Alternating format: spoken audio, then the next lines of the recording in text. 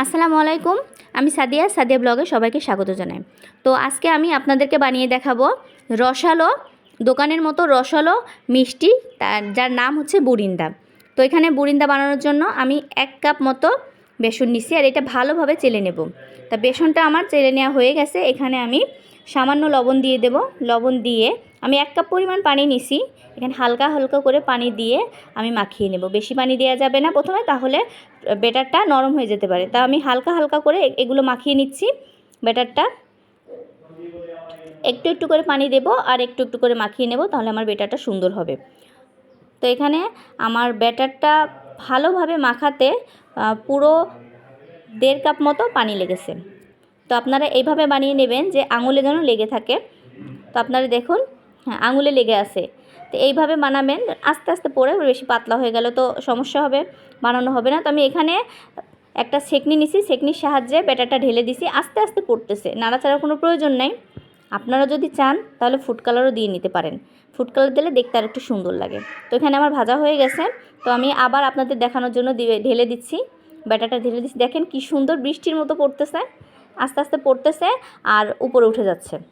তো আপনারা, আমার বাসায় ফুড কালার নেই বলে আমি ফুড কালার দিতে পারি না। আপনারা যদি চান তাহলে আপনারা ফুড কালার দিতে পারেন, দেখতে সুন্দর লাগবে আরও।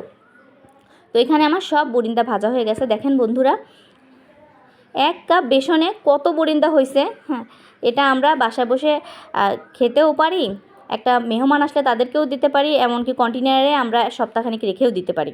তা যেমন মচমচে হয়েছে দেখতে, দেখছেন কি সুন্দর ঝুরঝুরে হয়েছে। তো এখানে আমি এখন চিনি শিরাটা করে নেব। চিনি শিরাটা করে চিনি শিরাটায় ভিজাবো।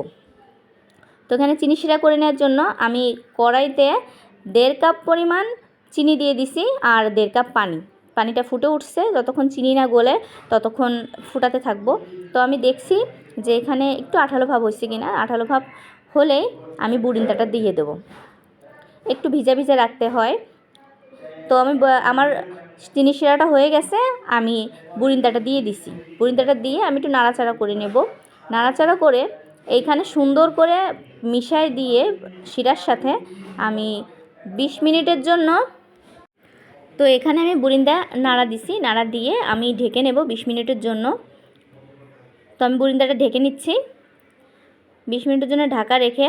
তো আমি এখন 20 মিনিট রাখা হয়ে গেছে, আমি ঢাকনাটা উঠিয়ে নেব। দেখেন বন্ধুরা কি সুন্দর লাগতেছে, রসে কিন্তু টইটুম্বুর হয়ে গেছে, কিন্তু ভেজে নাই, বেশি নরমও হয় নাই। দেখেন সুন্দর ঝুরঝুরে হয়েছে আর দেখতেও সুন্দর লাগছে। তো ভিডিওটা ভালো লাগলে আমার চ্যানেলটা অবশ্যই আপনারা সাবস্ক্রাইব করবেন। আল্লাহ হাফেজ।